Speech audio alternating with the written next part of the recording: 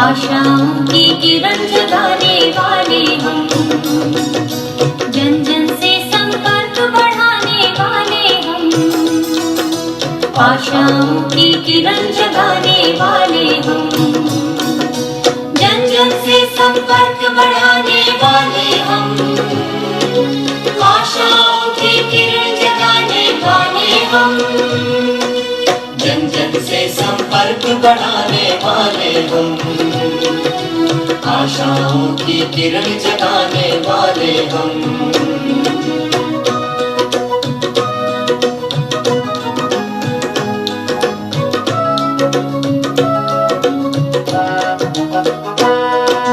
नगर नगर ये ग्राम और ये गलियारे, भरने इनमें नवजीवन के उजियारे।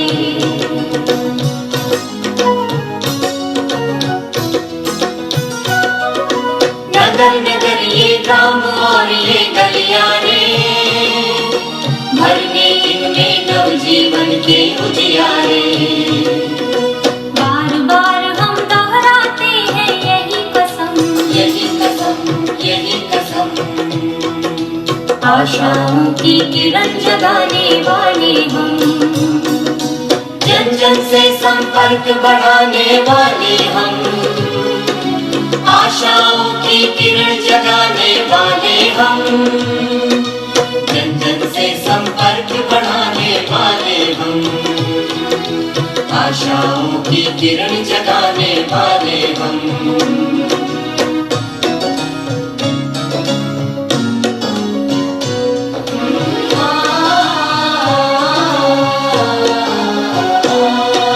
हमें हटाना घर घर से अंधियारा है, हमें तोड़नी पाखंडों की धारा है।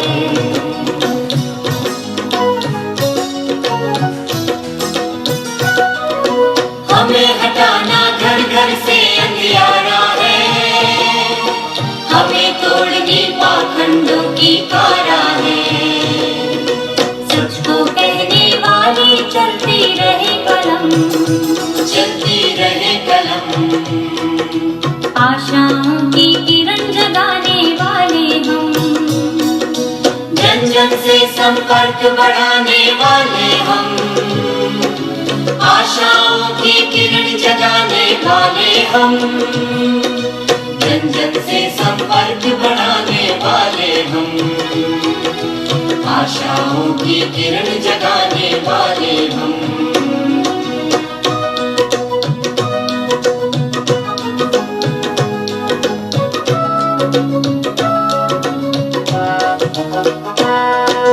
कदम मिलाकर नर नारी सब और बढ़े, ज्ञान और विज्ञान नए सोपान चढ़े।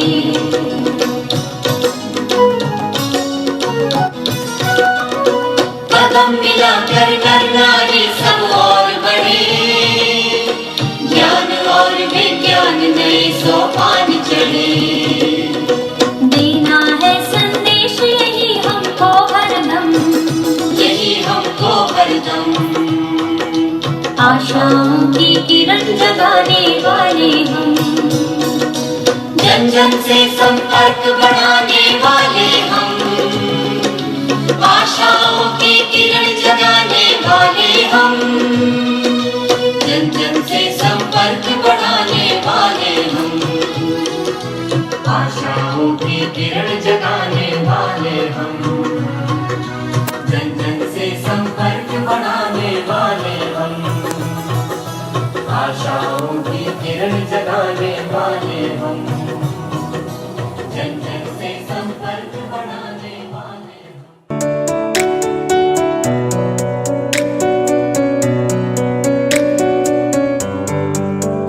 Welcome back to 43rd All India Public Relations Conference. The mega PR event is being attended by thousands of PR practitioners in India and abroad. In this segment of corporate communication, public relations, we have national and international authorities of profession are here to share new trends, challenges and opportunities. Dr. Ajit Pathak, National President of PRSI, has been the face of Indian PR industry on the international platforms. He has taken forward yet another alliance with World Innovation and Change Management Institute, and we have with us international speaker. Let us welcome Mr. Richard A. Linning, past President, IPRA and Chairman, World Innovation and Change Management Institute, to share his thoughts with us on innovation and public relations. Richard Linning's career has taken him to every continent. As journalist, public relations and public affair consultant, issue advocate to government and NGO companies and trade associations. He is founding president of World Innovation and Change Management Institute based in Geneva. As a president of International Public Relations Association, he has led its restructuring to better reflect and link the language and cultural diversity of global practitioners. Welcome, Mr. Richard.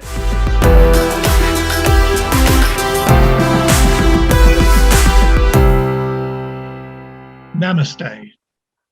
To begin, a word about the World Innovation and Change Management Institute, of which I'm the founding president. I'm not a lyricist, nor am I a singer, but by changing just one word in the John Paul Young song, "Love is in the Air," we can capture the current zeitgeist. Change is in the air everywhere I look around. Change is in the air. Every sight and every sound. And I don't know if I'm being foolish, don't know if I'm being wise, but it's something that I must believe in. The World Innovation and Change Management Institute was created to address two things: new ideas and the challenge for their successful adoption.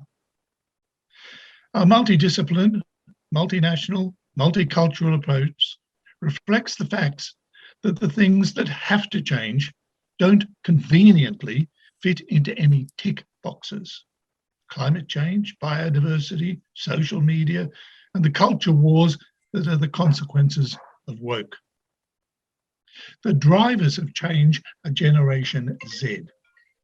The demographic nomenclature used by economists, futurologists, sociologists, and a whole lot of other ists to classify those who, after 2 decades of global connectivity, are outraged by the unfairness and the injustices of the unequal treatment of people because of their location, their race, sexual orientation, or religion.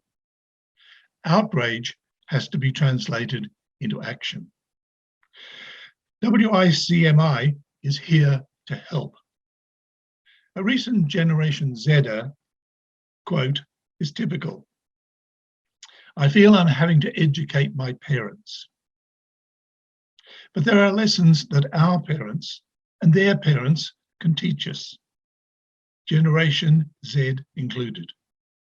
By sharing their knowledge and experience, sustainable development today can meet the needs of the present without compromising the ability of future generations to meet their own needs.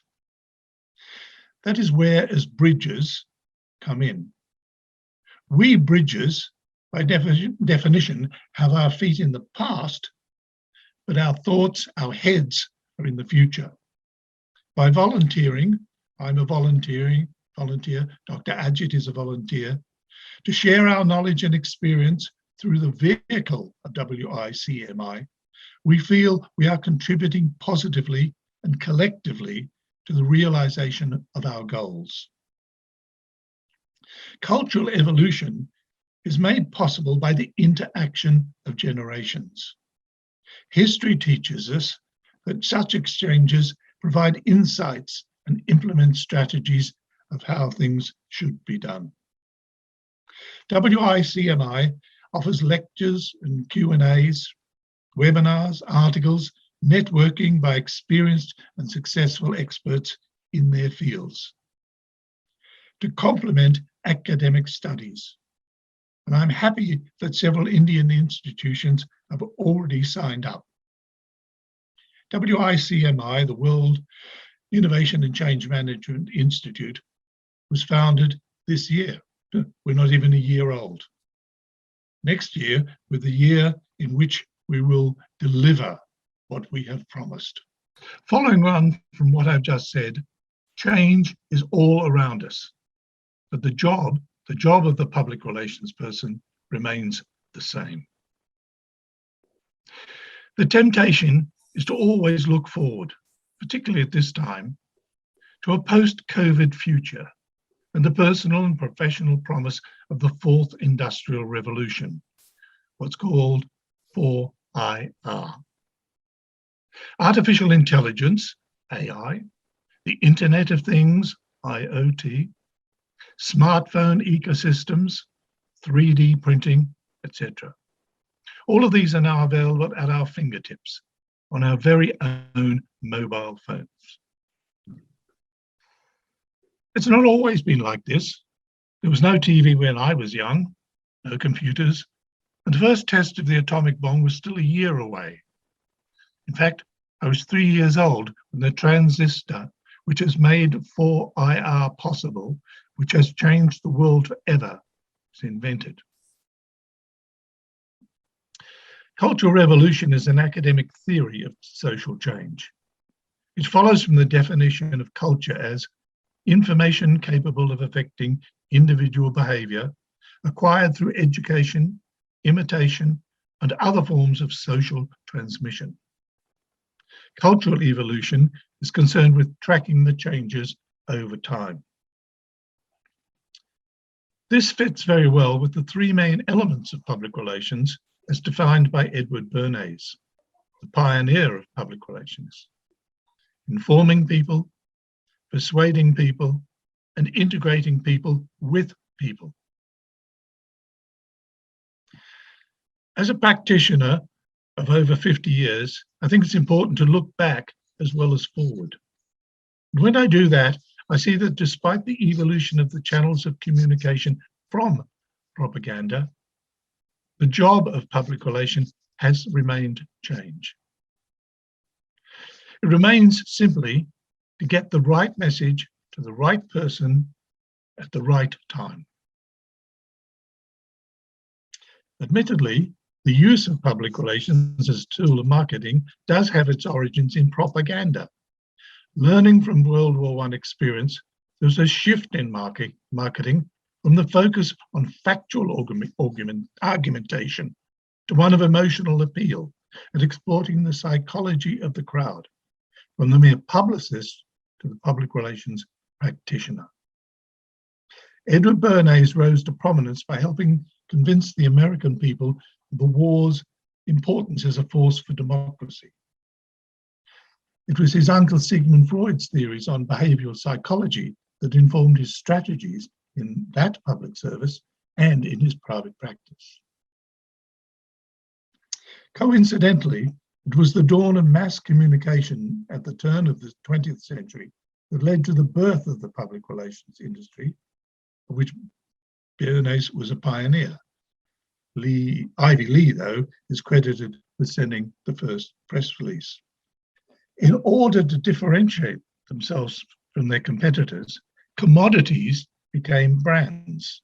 The most generic forms, the commodity, became the unique, specific of things, a brand. An early example of the competition is that between Nestle and the Anglo-Swiss rival and their versions of the other's original products, condensed milk and infant cereal. Bernays' early successes was promoting cigarettes to women. The campaign, Torches of Freedom, promoted women smoking in public as a symbol of liberation. That is what is today called virtue signaling. Since 2004, the Dove Self-Esteem Project promotes amongst young people of every shape and size a vision of a world where their positive body image equals positive self-esteem, as opposed to a world in which one shape and one size is ideal. Dove has been helping parents, mentors, teachers, and youth leaders deliver self-esteem education to young people for nearly 10 years. Communication has always been limited by the channels of communication available. It is worth recalling that though the first Indian script developed in the Indus Valley around 2600 BC, but still undeciphered, it wasn't until the 15th century and the German Johannes Gutenberg's introduction of movable type that a true channel of mass communication was available. The significance of his invention is that multiple copies of the same text were now available, and ordinary people could read and interpret the meaning of the text for themselves.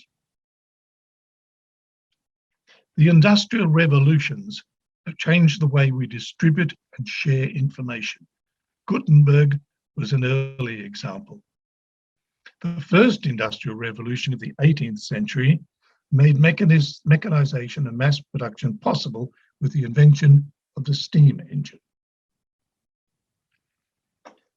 Mass production demanded promotion of mass consumerism, advertising, and publicity.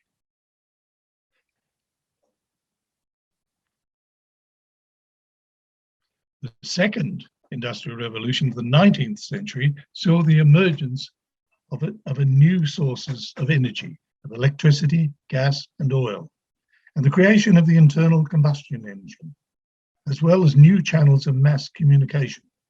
The telegraph, the telephone, the daguerreotype, the first camera, the gramophone, and after 1892, the first films projected on a screen thanks to the invention of the motion picture camera. At a stroke, the physical limits of reaching the potential consumer, either above the line, opposed to us, only seen by somebody passing by, the opportunity to see an advertisement limited to the readers of a newspaper or a magazine, or below line, with direct mail, trade shows, catalogues, etc. The third revolution of the 20th century brought us electronics, telecommunications, and of course, computers. The fourth industrial revolution is happening right now. It started at the dawn of the third millennium with the one thing that everyone uses every day, the internet. The first industrial revolution may have made possible technological changes in the real world. Thanks to the fourth revolution, we have virtual reality worlds, enabling real-time global connection. But this doesn't mean that the old tools, the traditional channels of communication, such as the press conference, are absolute. Far from it. Media conferences, promotions,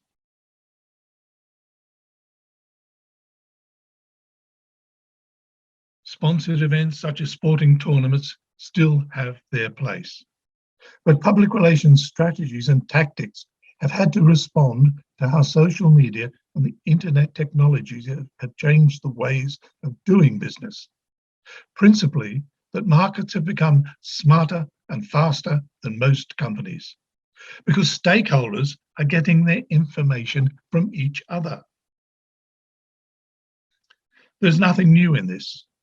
Early in my career, much emphasis was placed on third-party endorsement, the recommendations of a satisfied or loyal customer, business associate, or trusted friend, delivered in the media then available, newspapers, magazines, radio, and television talk shows and advertising. Nor is there anything new in targeting the message.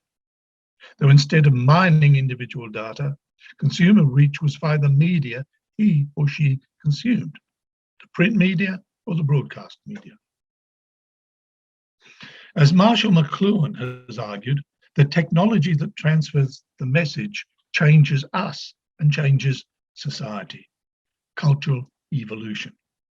From the oral tradition of storytelling, the first clay tablets recording data, writing systems and Gutenberg's invention, to Tim Berners-Lee's World Wide Web, the advertiser, publicist, and public relations practitioner have had to change their game.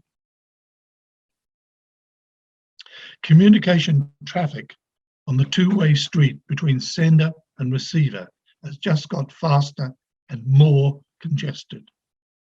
How do we stand out from the crowd? Instead of interruption, the ad break that interrupts a television show, the pop-up that interferes with a website, Seth Godin, in his book Permission Marketing, Turning Strangers into Friends and Friends into Customers, advocates marketing strategies should be based on the following elements. Anticipation. In other words, people will anticipate that the service or product information from the company. They're waiting for it. Personal. The marketing information explicitly relates to the customer. It's relevant. The marketing information is something that the consumer is interested in. These elements he calls permission marketing. Opt in rather than opt out. Swipe right, not left. Instead of annoying potential customers by interrupting their most coveted commodity, their time, permission marketing offers incentives to voluntarily accept information, pull rather than push. In summary, the goal has not changed. The cultural evolution in public relations in support of marketing I've seen in my career is one where, whether blogging, posting, sharing or tweeting, media sharing, pinning, book marketing, or liking, sharing on social media websites, Instagram, TikTok, etc. Giving the customer what he or she needs to make a buying decision remains the objective. Right person, right message, delivered at the right time. The job has not changed. As I said, the job has not changed. I'm very pleased to once again to be speaking to you, to my friends, to my colleagues, to what I regard as fellow members of the public relations family, which is a global family. And I wish you at this time the very best of health and success in 2022. Thank you again for listening.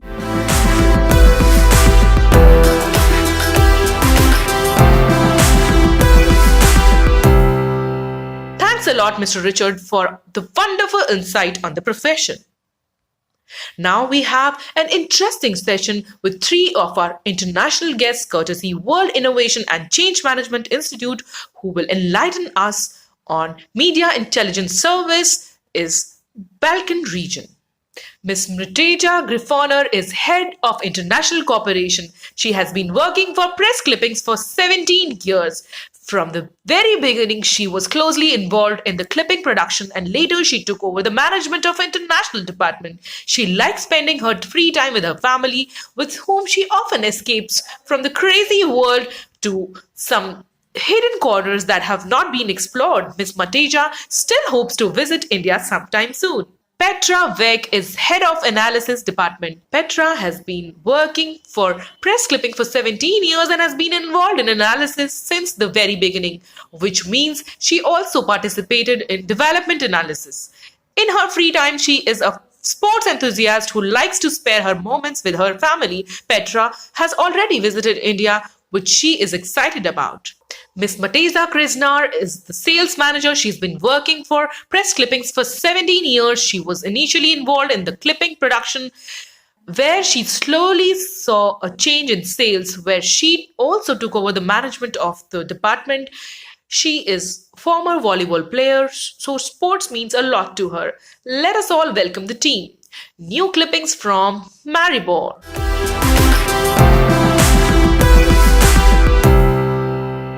Hello everybody, my name is Mateja Greifoner and I am sales manager at Press Clipping Slovenia and whole Balkan region, which includes following countries: Slovenia, Croatia, Bosnia, Serbia, Montenegro, Macedonia, Albania, and Kosovo. I would like to thank you for this opportunity to represent our company Press Clipping on 43rd All India Public Relations Conference. Title of our presentation is Media Intelligence Service in the Balkan region. Press Clipping is a Slovenian company most recognizable on the media monitoring and analysis market. 27 years of experience and over 4,000 customers have enabled us to expand our mission and offer several other services such as social media monitoring, forensics, analysis of existing or potential partners, digitalization of documents, development of application and PR services. Quality, quick response and precision are the cornerstones of our work. State-of-the-art programs, creative solution, and teamwork enable us to always be among the first. Personal approach and willingness to listen to our customers' wishes are the main reasons why many became more than just our business partners. We monitor every aspect of communication and information and try to understand global and specific needs of companies and individuals. We transcend borders everywhere in our heads between individual countries. We monitor more than 5,000 different types of media, which includes print, television, radio, web. We have prepared more than 2,500 forensic research. We have more than 6,000 happy clients. We send more than 12,000 clippings per day. We recorded more than 36,000 articles per month and write more than 2,700,000 pages from radio and television. We also provide an overview of main social media which are most commonly used in Balkan region. Our methods are being followed by foreign agency. Our technical solutions are used abroad. With our standards in the field of media monitoring, media analysis, and other business intelligence services, we are becoming a symbol for success and quality. We are members of Federation International des Bureaux Extraits de Presse and Association for Measurement and Evaluation of Communication. We are entrusted with the organization of the 40th World Congress of Clipping Agency in Dubrovnik, Croatia. Our products help companies grow or help realize their institutional goals on all levels. Our mission is to develop tools for media monitoring and understanding.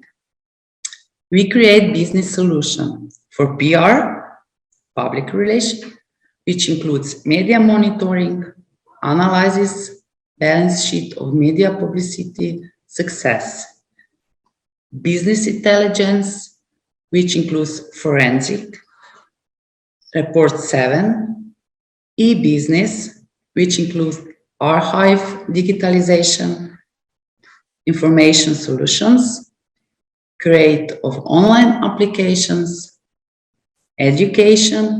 We teach the use of our service, education in the PR field, and mentorship.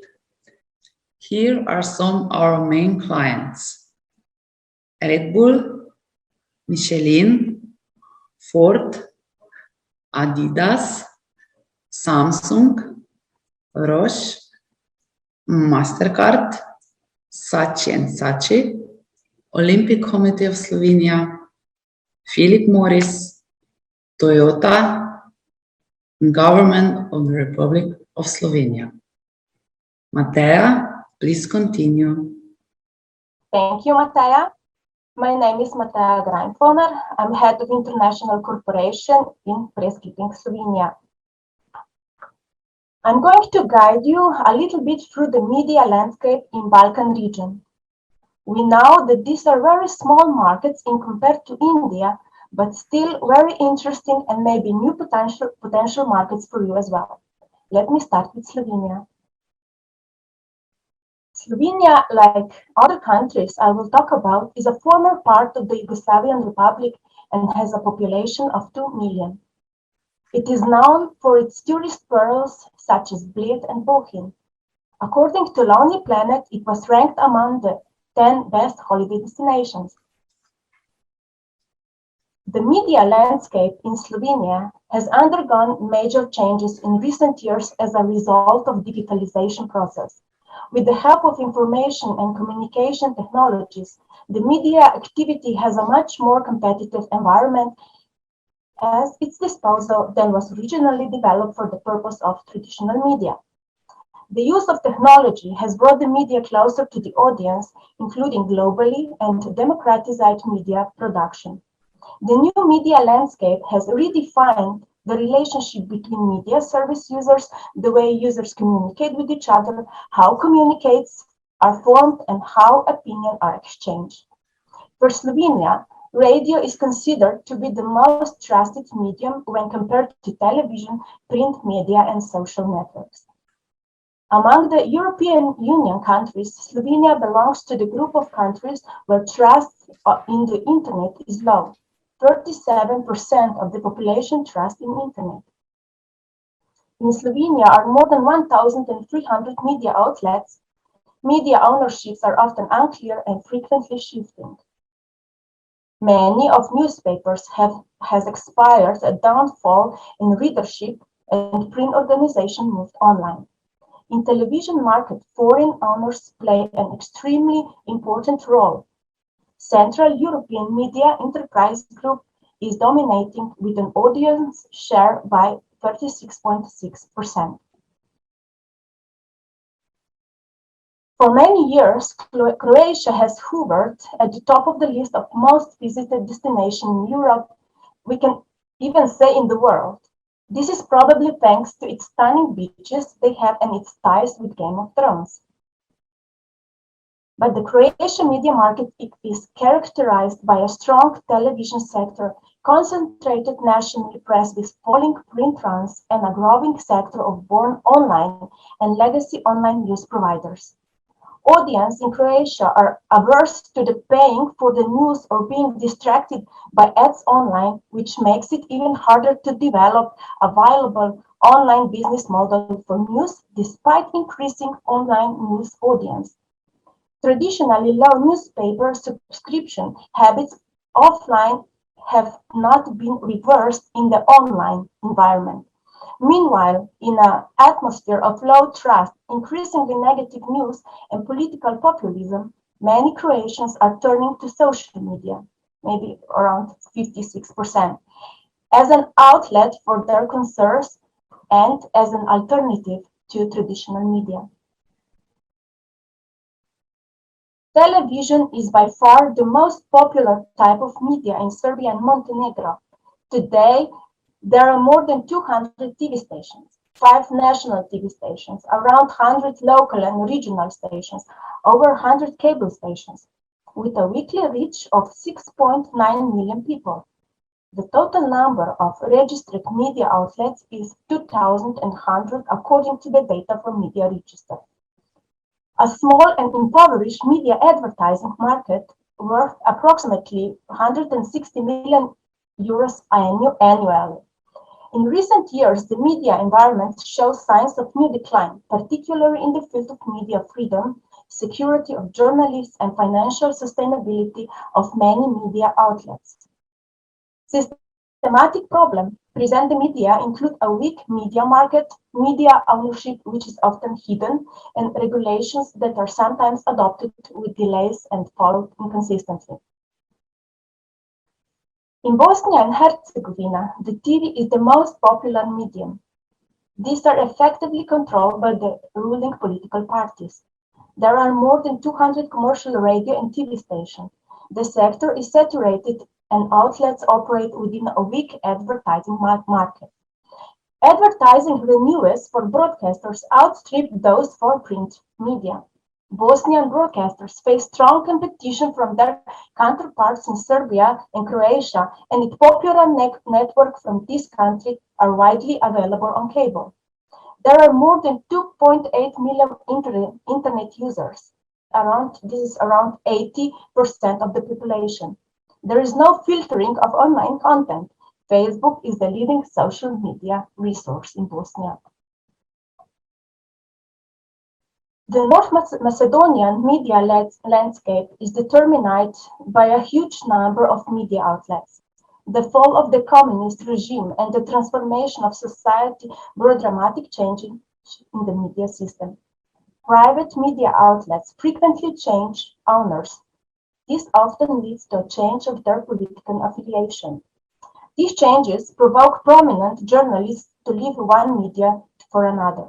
Due to that process, some of the popular media disappeared completely.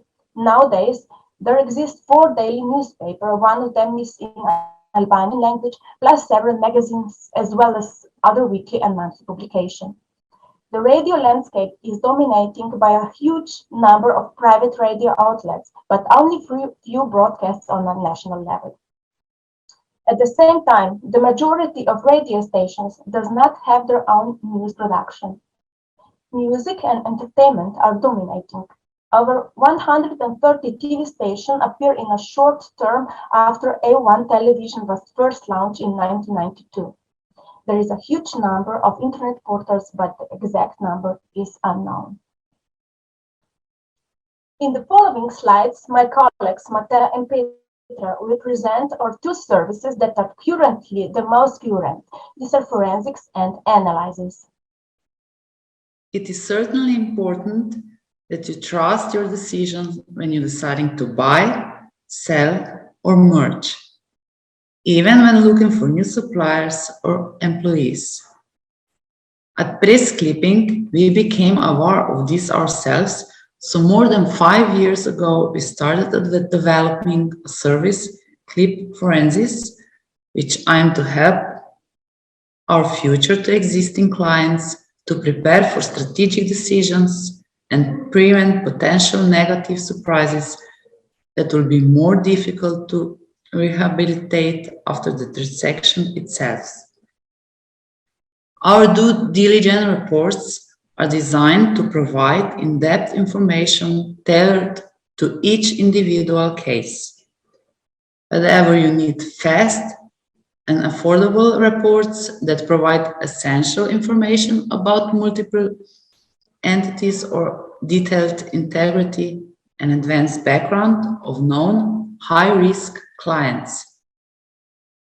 We check the accuracy of data, various histories of ownership of management. We also review the financial operation of the survived entities. Political or business connection of key people are also very important for this type of research, as it the propensity for corruption. There may be a key person connection to competition, public administration, or even political parties. We are also interested in the history of appearances in the media. The final report is based on our own methodology and with the help of a questionnaire and research work with the company professional team, together with an extended team of external collaborators.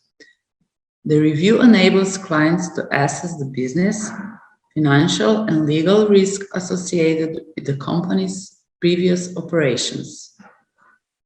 Star Forensic is a research based on the verification of social networks. It gives us insight into photo and video information and areas of interest of the individual and their opinion. DG Forensic is similar, only here we focus on checking the YouTube channel and LinkedIn. The most current are investor and finance forensic, where we check the media appearance of the survived person, the report of the legal entity from the point of view of tax, financial, legal, commercial, or operational due diligence. We assess the risk and check the accuracy of the data. At last is movement forensic, where we focus primarily on checking the accuracy of data obtaining through the work of professional associates in the field. Petra? Thank you, Mateja. My name is Petra and I'm a media analyst here at Press Clipping. I'd like to tell you a little bit about our work and about the types of analysis that our company developed and produces for companies and organizations in the Balkans region of Europe. The demand for content-oriented media analysis has been steadily growing in the region over the last decades. Corporations and institutions are becoming more and more aware of the importance of the effect of media publications on public perception and having increasingly using media analysis produced by our and other companies in the process of PR and corporate decision-making. The reporting of the media affects public perception and public decision-making, e.g. the success of project or service. It is therefore important that corporate leadership includes the perception of the media in the company decision-making process. The same holds true for PR practice. The evaluation of media articles with the presence of the corporate brand and the public perception thereof should influence the decision of the PR department. The PR department should manage the issues that arise and steer the corporate ship in the turbulent waters in media space. In such stormy seas, a content-oriented analysis of media perception is a useful navigation tool. It provides a means of evaluation of the effectiveness and corporate communication and strategic insights and intelligence which can assist in the decision-making process.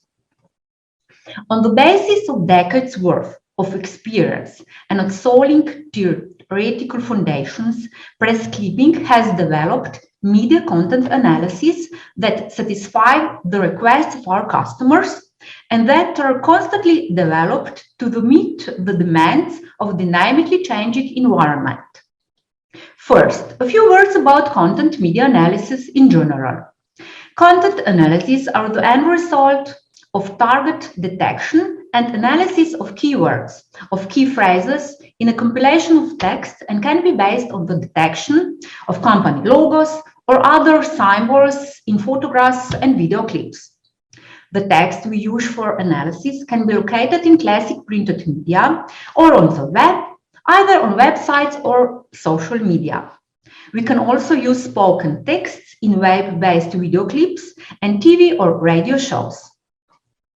The keywords we search for are selected according to constellation which in individual customer. They can be name variation of the company itself, its project or services, names of events, or the name of company, employees, or leadership.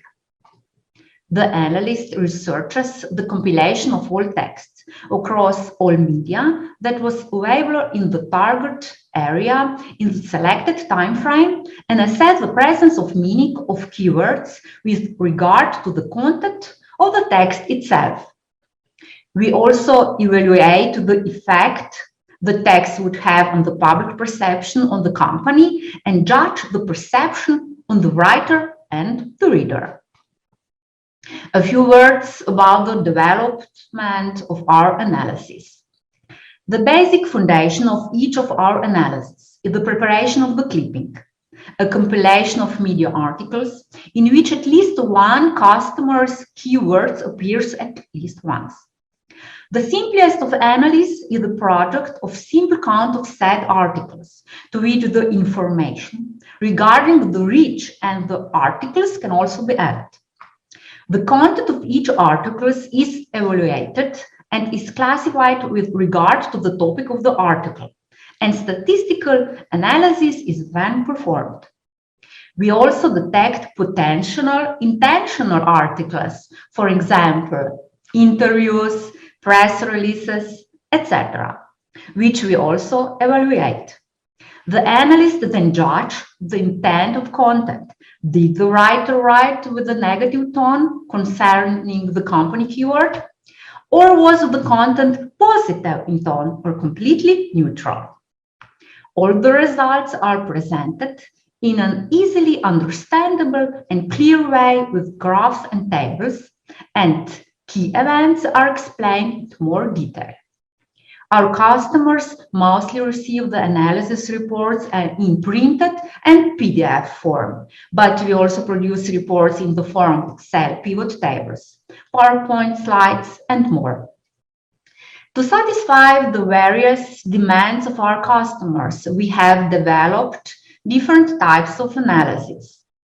The Qualia Plus is our most complex media content analysis, in which each article is evaluated according to an internally developed weighted scoring model.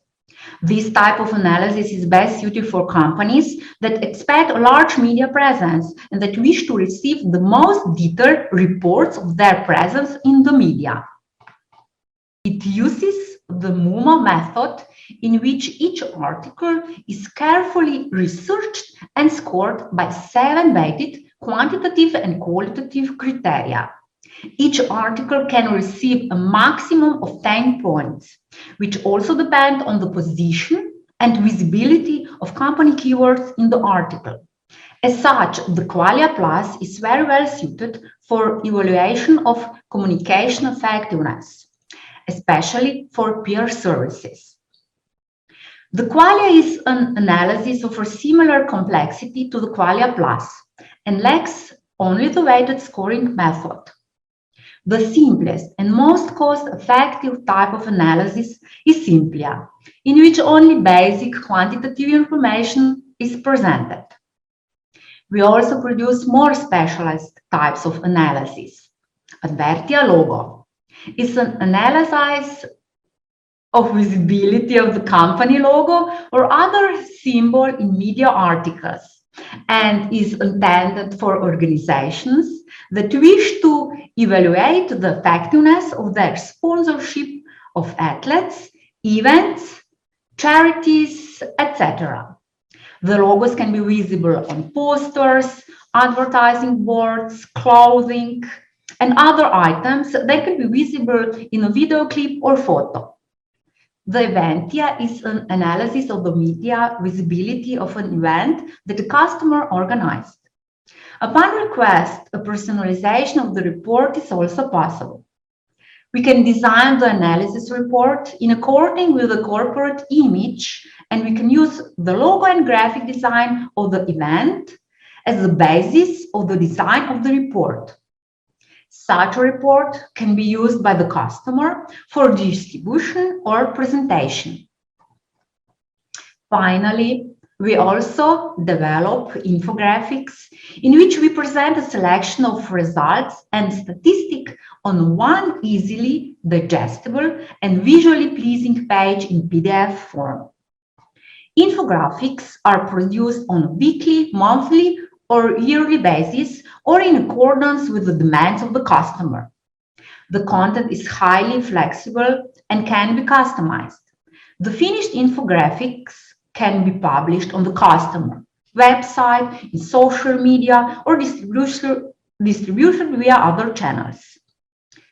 In the end, these are the ways in which media content analysis that press clipping produces help peer services of organizations in the Balkans area of Europe, guide their corporate ships, and help to ensure that safely reach the harbor of public perception they intend to reach. Thank you. Press clipping follows the 2015 United Nations Agenda for Sustainable Development, Live and Create Sustainability, and March Toward Global Changes. Our sustainable business strategy is our legacy for younger generation. In 2020, we decided together that we would reach all of our goals by 2030. We already reached 5 of them until today.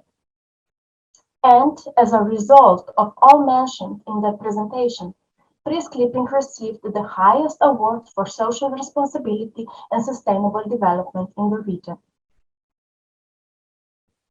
Only when you have earned such an award do you see what it represents. It indicates success in building and investing in relationship, success in communication with your coworkers, with your partner, with your clients, success with innovations and work process. Big changes within our company were necessary. However, we managed to enrich our technological process and include all of our employees to go hand in hand with new technologies. Only when you embrace it all together do you realize how successful you are. And we are grateful our hard work was recognized by others as well. We are proud to see our clients also benefit from this project. We have learned a lot during this pandemic, and I can emphasize this was and remains our only principle of a work process. And in the end, we would like to thank you with a short video which was filmed for this time of year as a thank you note to all of our friends.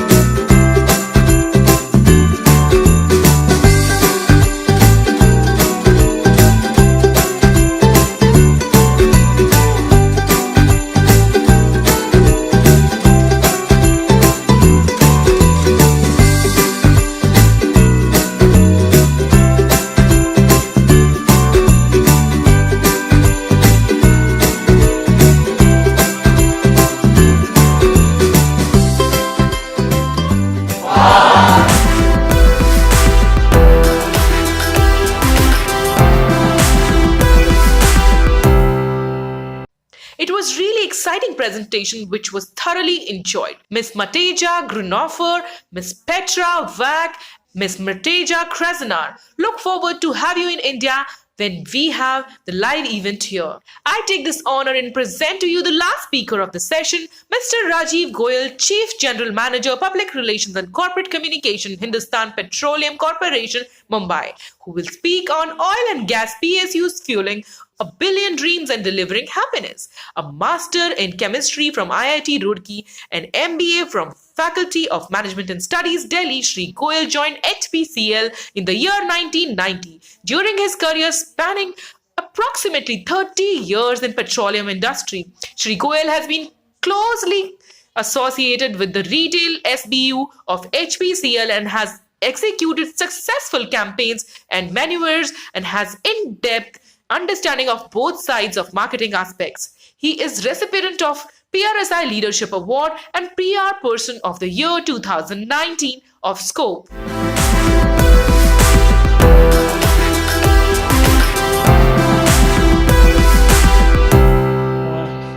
I'm going to speak on the topic oil and gas sector, fueling over a billion dreams and delivering happiness.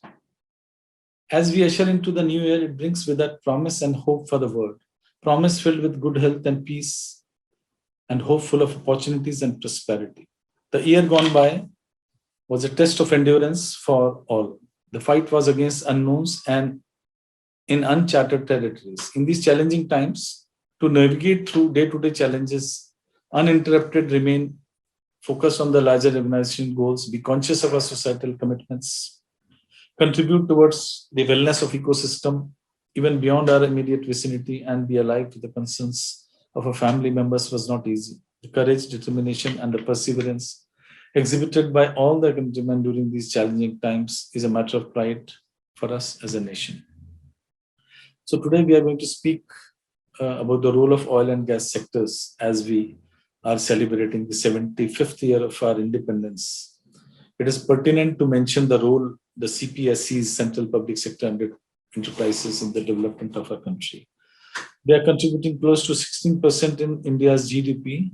The CPSUs or PSUs, as we all call them, they have served as the backbone for country's progress and development, contributing not only through their turnovers and profit, but also by bringing socio-economic transformation over the years since independence. High economic growth during the past few years, which we have all seen, and increasing industrialization coupled with the growing population, this has created huge increase in energy demand, and the major chunk satiating the need for this energy is taken care by oil and gas PSUs of a country. Oil and gas sector is amongst the 8 core industries in the country and plays a very major role in influencing decision-making for all other important sectors of our economy. Contribution of oil and gas sector in building India post-independence is not only limited to its economic contribution or contribution towards employing a larger manpower, but also stands out for fulfilling its other social responsibilities as a socially responsible organizations. One such example is Blue Flame Revolution in the country. You must have all heard about Pradhan Mantri Ujjwala Yojana, a revolution that saw LPG penetration in the country to rise from bare minimum around 55% to almost 40% at present in just a matter of few years, starting from 2016. A revolution that has made Indian kitchens smoke-free and rescued households mainly from economically backward sections of the society from harmful effects of smoke, which is coming out emanating from the burning of traditional fuels like firewood, cow dung, coal, etc. Under this scheme, during the last 4 or 5 years, OMCs, which are HPCL, BPCL, and IOCL, who are into the marketing of LPG, provided close to 9 connections, touching around 36 crore lives. PMUY has proved to be a milestone as regards empowerment of the women and supply of clean and green energy in the country. During this COVID last year and the last almost 1.5 to 2 years, an estimated 10 crore free LPG refills were supplied at the doorsteps under Pradhan Mantri Garib Kalyan Yojana by OMCs during 2020, helping these beneficiaries during COVID crisis. And this particular initiative of supplying free LPG door delivery to the poor households in the country helped them not only sustain their living, but also significantly reduce the chances of getting infected, thereby bringing smiles and happiness in their lives in otherwise unhappy times, which we all have seen. A nation progresses when it's provided with sustainable infrastructures and their daily needs are taken care. Oil and gas PSUs have been investing huge sums of money to build infrastructure in the country to meet the ever-growing energy demand.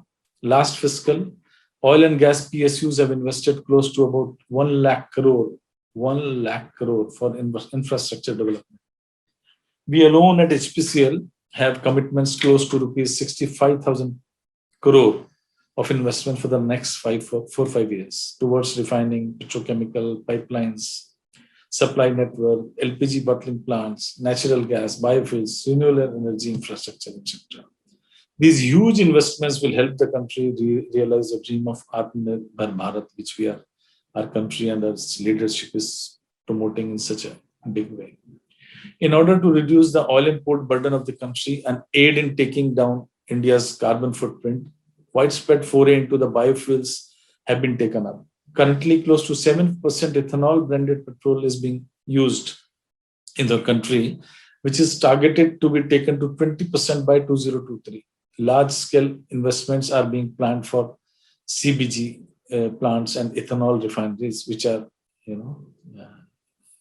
comparatively environmental friendly and alternate renewable fuel.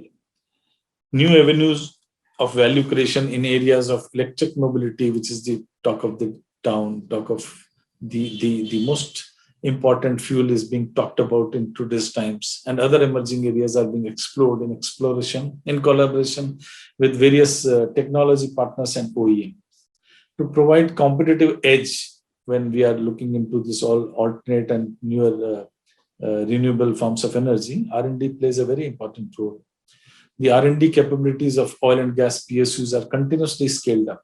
The focus is on building a diversified and flexible business portfolio aligned with the needs of changing market, coupled with expansion of business footprints in overseas geographies. To keep pace with the transition in technology and customer preferences, oil and gas PSUs are focusing on value creation by leveraging the emerging and new digital technologies like BI, BA, AI, artificial intelligence, IoT, Internet of Things, AR and VR, augmented and virtual reality, machine learning, etc. Oil and gas PSUs have embarked upon digital transformation exercise boosting Digital India initiative of Government of India. From 100% digitization of retail outlets, the petrol pumps of the country, to enabling online LPG operations, including payments for LPG customers, end-to-end digital solutions from corporate to customer in almost every field of oil and gas sector has resulted in a digital revolution in Indian energy landscape. The last 1.5 to 2 years have been hugely impacted by COVID-19 pandemic, as we all know. That has affected the way we work wherever, maybe the business, maybe in the offices. Because of the lockdown restrictions in order to contain the pandemic and so many other things. The significant technological solutions have been implemented during these times, ensuring employees seamless working from remote locations or home to ensure business continuity by oil and gas PSUs. Globally, the startup ecosystem has also become a powerhouse of innovation. In the energy sector, startups are playing a very, very crucial role in advancing climate and consumer-friendly technologies and business models. Today, there are synergies to be built between the experience of big players and the vitality of the startups. Oil and gas PSUs are taking up several strategic investments with startups to encourage Make in India and Atmanirbhar Bharat. Supporting and collaborating with startups has particular relevance in the context of a post-COVID-19 world. Oil and gas PSUs have learned to adapt to challenges posed by COVID-19 pandemic and implemented a number of measures backed by the induction of a culture that spells positive change to ensure that businesses continues to function seamlessly. Business continuity was extremely important as we supply the fuel that runs the country, and it left us with no alternative but to continuously operate our refineries, depots, LPG plants, pipelines, stations, we call this retail outlets, LPG distributors, etc., following all restrictions related to the lockdown. Our refinery plants and other marketing locations ensure 24/7 operations by implementing innovative shift rotation techniques to operate with skeletal manpower. Because of the COVID, there was a crisis of the manpower to operate our locations, and strict implementation of COVID-19 protocols with highest levels of safety. The lockdown increased consumption of domestic LPG demand, as we all know, because people were staying home, operating from home, work from home. That led us to operate our LPG plants beyond our usual timings, to meet the demand, the increased demand in the country. Even though the demand of petrol and diesel was less because of the lesser plying of the vehicles, but to ensure supply to essential vehicles like ambulances, healthcare worker vehicles, trucks supplying essential commodities, etc., etc. The retail outlets also remained operational following social distancing norms, safety protocols, usage of PPE norms, etc.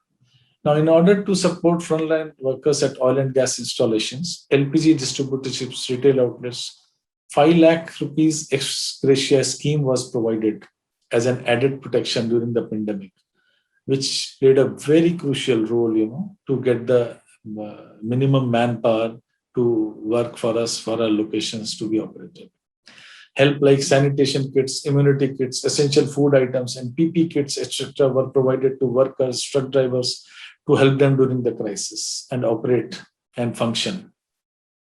All the locations, petrol pumps, LPG distributorships went beyond their call of duty to help the poor and needy in and around their locality, especially the migrant workers with food, shelter, medical kits when they were on the move in the initial phase last year, to help them come over this crisis and reach their locations wherever they wanted to go.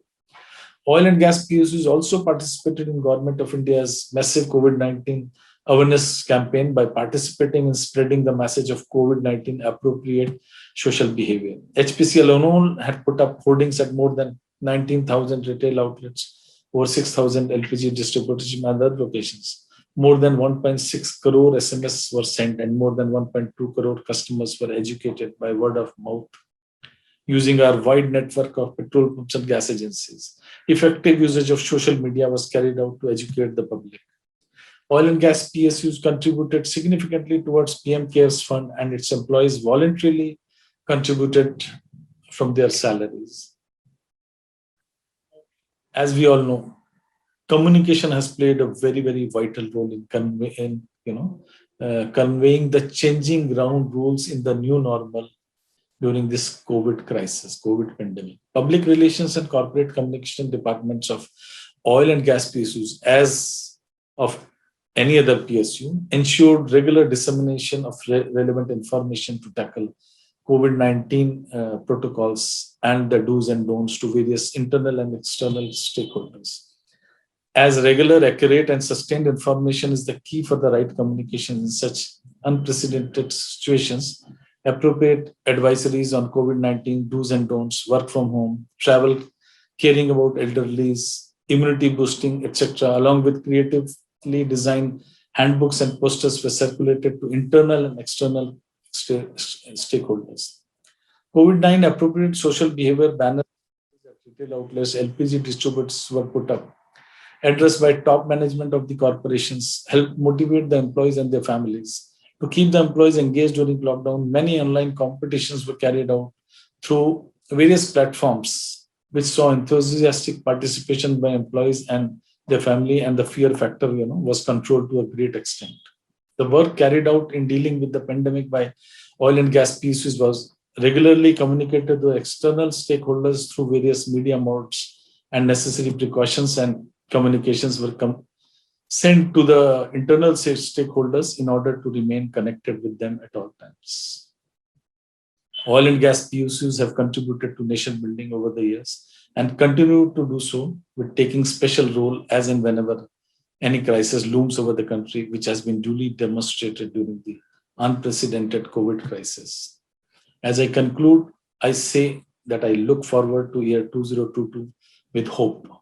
Hope of solution to pandemic problem, hope for end of disruptions, hope of economic recovery and growth, hope for happiness all around.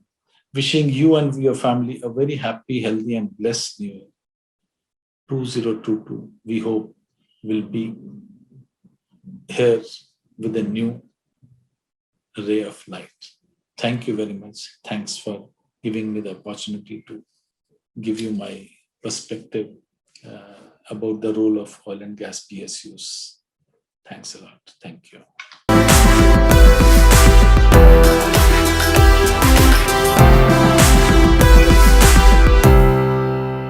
Thank you so very much, Mr. Rajeev Goel, for the wonderful presentation.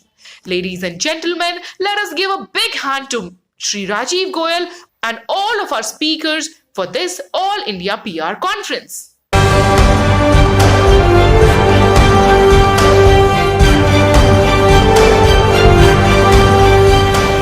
43rd All India PR Conference. On behalf of Public Relations Society of India, I, Sheetal Sharma, welcome all the dignitaries, PR stalwarts from across the world, PR officials, mass communication academia, and the students of valedictory function. It is always important to position ourselves and address the priorities of our profession with changing times. All India PR conferences have been doing it for over the years. 43rd All India Public Relation Conference organized on virtual platform on the theme of shaping up New India through innovation, creativity and Make in India efforts, role of effective public relations. Last 3 days, learned speakers, the leader of professions and visionaries shared their valuable thoughts and knowledge. Let us make a beginning of this valedictory program with an invocation by Miss Aparajita Nair, a mass communication student from Delhi. ग्रन्थगीताय ग्रन्थवेयाय ग्रन्थान्तरात्मने गीतलीनाय गीतशयाय गीतपाद्यपटवे गीयचरिताय गायकवराय गन्धर्वप्रियकृते गायकाधीन विग्रहाय गङ्गाजलप्रणयवते गौरीस्तनन्धयाय गौरीहृदयनन्दनाय गौरभानुसुताय गौरीगणेश्वराय. The Public Relations Society of India is the national organization of India's public relation and communication professional. 63 years professional body operates through its network of chapters across the country. Let me present to you National Vice President East, Mrs. M.S. Majumdar, with her greetings. Namaskar. I wish a very happy New Year 2022 to everyone. Today's valedictory sessions, I welcome all our guests and speakers for 43rd All India Public Relations Conference. Despite the fact that COVID-19 has equally affected India among with other nations globally, however, PRSI pursuing its activities as usual. Only on virtually we could able to hold our meetings during last 2 years. There has been no lowering the enthusiasm among the members, both national and chapter level. Of course, it is premature to expect to normalize our activities when the problems of COVID-19 and now the Omicron, the new variant looming large over our head. But such problems cannot dampen our spirit. Rather, we shall not spare any efforts to cope with the problems. Recently, we hold 15 days long PR mass communication orientation program for students, provided a platform to all the students to learn from the best of the academicians. It is always our National President, Dr. Ajit Pathakji, being the helm of affairs. We are sure to continue our activities as usual. We at PRSI pledge to continue our efforts to support and encourage the upcoming PR professionals of India who will take the country to the next level. On the onset of New Year 2022, I wish all the members on their endeavor to achieve more in all spheres. Again, I wish my PRSI family and all a very happy New Year 2022. I now invite Shri U.S. Sharma, PRSI National Vice President South, for his greetings. Namaskar, all the dignitaries, PRSI fraternity members, all the speakers, and entire our PRSI Public Relations Society of India members. On the auspicious occasion of our 43rd National Public Relations Annual Conference, on behalf of myself, entire our national executive body, we wish everybody all success, have a great day, and really with this wonderful speakers sessions, entire our PRSI fraternity were well benefited, and definitely with this will take forward our PR fraternity. And once again, on behalf of everybody, PRSI, Happy New Year, have a great day, God bless you everybody, Sukhi Bhava, thank you. PRSI builds public opinion on various issues of national and social importance in addition to its core mission of strengthening the public relation and communication profession. At the core of its value, national unity, progress and being one voice is always on top. May I now invite National President of PRSI, who has earned tremendous recognition and respect for public relation of Society of India in India and abroad. It is heartening to share with you that PR Globe Award Commission will be presenting to him PR Globe Award 2021 at the International Public Relation Conference in Southeast Europe for his special contribution to the development of the public relation profession. I present to you Dr. Ajit Padhak with his welcome address. Namaskar. Respected Dr. Ramesh Pokhariyal Nishank ji, ex-Education Minister, Government of India. Respected Dr. Chinmay Pandya, Pro Vice Chancellor, Dev Sanskriti Vishwavidyalaya, Haridwar. And my dear friend, Mr. Philip Boremans, IPRA President 2021. All the distinguished speakers and members of PR and corporate communication fraternity. It has been a wonderful opportunity to be with you all on this platform of 43rd All India Public Relations Conference. We had the very auspicious inauguration by Honorable Shri G. Kishan Reddy ji, Union Minister of Culture, in presence of Shri Naresh Bansal ji, Member of Parliament, and Shri Rajeev Goel ji, Chairman and Managing Director, TSDC India Limited. Last 3 days, we had wonderful opportunity to listen to various speakers on the theme of shaping up new India through innovation, creativity, and Make in India efforts, role of effective public relations. As I strongly believe, India will not give up with the challenge of pandemic, and we shall emerge much more stronger in days ahead.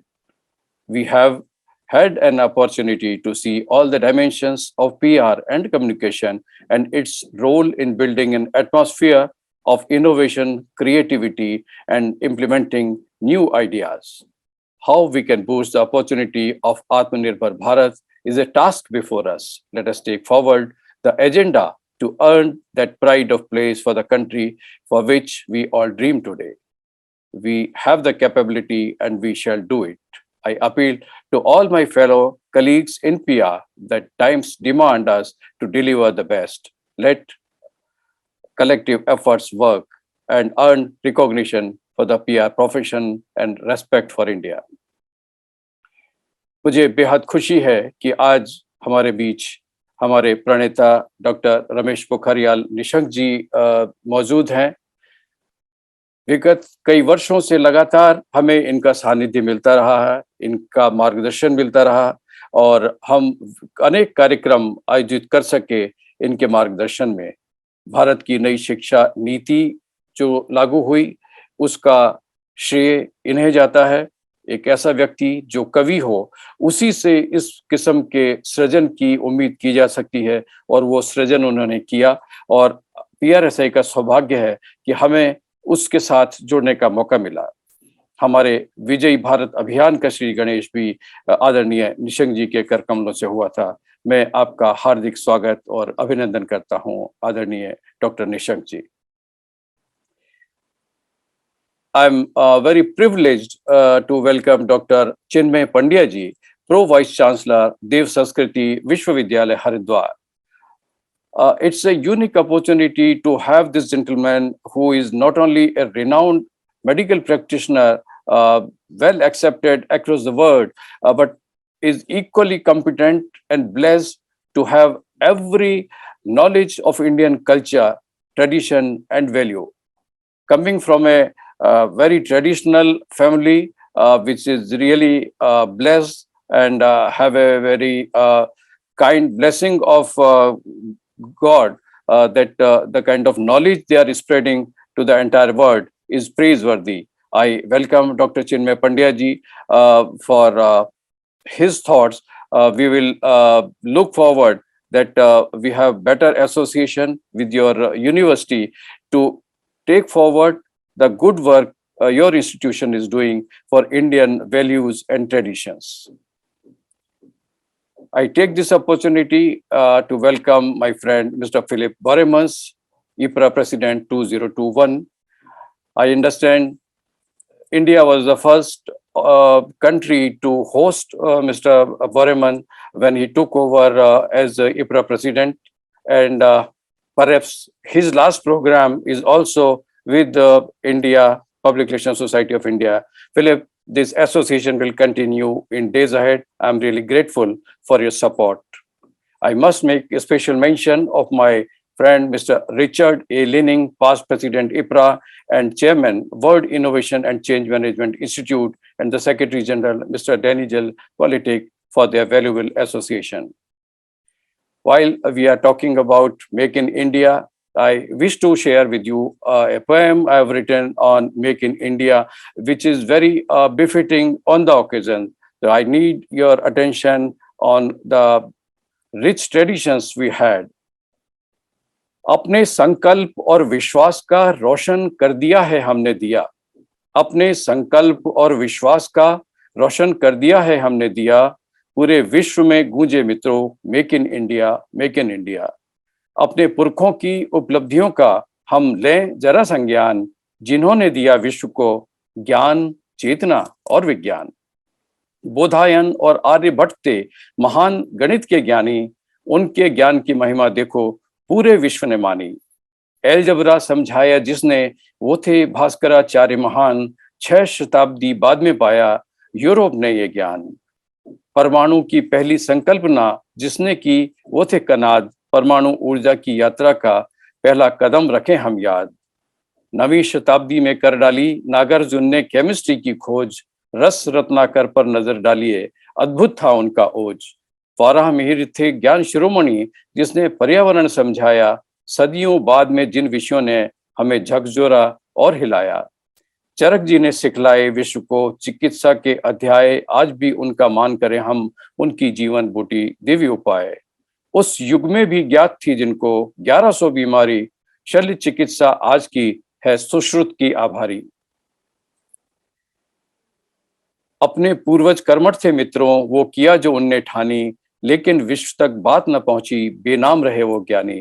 पूरे विश्व का आज यहाँ पर करते हैं हम आह्वान, आओ मिलकर साथ बढ़ें, भारत में करें उत्पादन. मेक इन इंडिया नहीं है मित्रों केवल मात्र एक नारा, प्रश्न आज ये गौरव का है आत्मसम्मान हमारा. प्रश्न आज ये गौरव का है आत्मसम्मान हमारा. आप सभी का बहुत बहुत धन्यवाद, आभार इस all India public relations conference के साथ जुड़ने के लिए. आने वाले समय में हम और आप रूबरू होकर इस जनसंपर्क अभियान को अगले चरण तक ले जा सकें, ऐसी मेरी शुभकामनाएं. नव वर्ष आपके लिए शुभ हो. बहुत बहुत नव वर्ष की शुभकामनाएं. नमस्कार. It is our great privilege to have with us Mr. Philippe Brahmanis, President of International Public Relations Association. He leads the World PR body, which was established in 1955 and is the leading platform for development of PR professionals. PRSI has signed an agreement of mutual cooperation with IPRA to work together. I'm grateful to you, Philippe, to join us today. Dear Public Relations colleagues of the Public Relations Society of India, first of all, thank you for allowing me to jump into your virtual event here. And the main reason for that is to congratulate you. Even though virtual event and me being present here as the president of the International Public Relations Association shows how close we are, even if we are very far away on this little planet we live in. We have really a fantastic working relationship between the two associations, and I think that's one of those things that makes us unique, both of us, that we look outward to others, to other professionals across the globe, and that we're here also to offer support when needed, collaboration in any case. And again, I'm really happy to be here at your event. I just wanted to touch on a couple of things that I think we all will be working towards this year. There are a couple of things. Of course, we have the pandemic and it's still not under control. We will continue as professionals in communications to support our communities wherever they are with good scientific-based and evidence-based information and communication, so that those communities can help themselves as well on their different levels with their different backgrounds. I think that is a beautiful thing about our profession, is that we know our audiences, we understand them, and also we respect them so that they can have trust in what we communicate with them. So science-based communication is definitely something that is on the agenda both of IPRA and I'm sure of the PRSI. Another topic that is very close to my heart is our own mental health. Even before the pandemic, the public relations industry and the public relations professionals, according to different studies, were already suffering. 36% of our colleagues surveyed in one of those surveys said that regularly they fight stress and they fight burnout. And it's just a point I want to raise, and that, of course, our associations have a role to play in that, so that we can support our colleagues who are suffering from that stress, who are suffering from that mental stress, and I think we all, if we look deep down, we all have a certain level of stress that we need to manage. But it is becoming an issue, and not only for us. The mental impact of this pandemic is what we call, at least in the work that I do as an emergency risk communicator, is the fourth wave. It is something that we'll be fighting for the next 3 to 4 years, even when we have this pandemic under control. So let's just take a moment and think about that, protect ourselves, take time to spend with our families, to deconnect and to connect as human beings even more. And again, as international organizations, whenever we need to support each other, please do reach out. We are here across the globe again with our many members, and we all are in the same boat, so as to say. So let's support each other. Another thing as well, and then I'll just close down, is that IPRA is definitely staying an international, open association, diverse association, multicultural association, and it is definitely something that both the board and me and myself are feeling very strongly about. So it's just to prove that you are part of the family, and we hope we're a little part of your family. And to close, I just hope that one day we can meet again physically, shake hands, sit around a table, enjoy the good things of life, and discuss our beautiful profession. Thank you very much.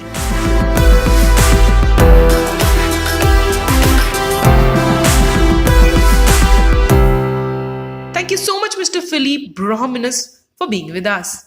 We in India look forward to have you with us as we come back to our normal professional lives. Ladies and gentlemen, I feel honored and privileged to invite Dr. Chinmaya Pandya, PRO Vice Chancellor, Dev Sanskriti Vishwavidyalaya, Haridwar, who comes with a great cultural background. He is grandson of Pandit Sri Ram Sharma Acharya, the founder of All World Gayatri Parivar family, which has touched life of millions of human beings across the world.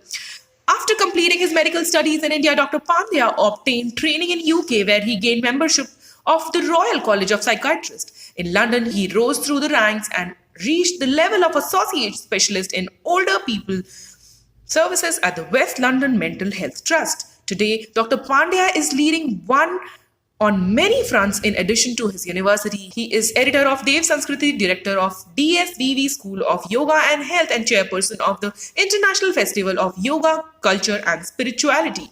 Dr. Pandya is very sought after speaker at all the international platforms, universities and the institutions. He is also represented in the inter-government meetings of the UNESCO. May I invite Dr. Chinmaya Pandya for his address, please.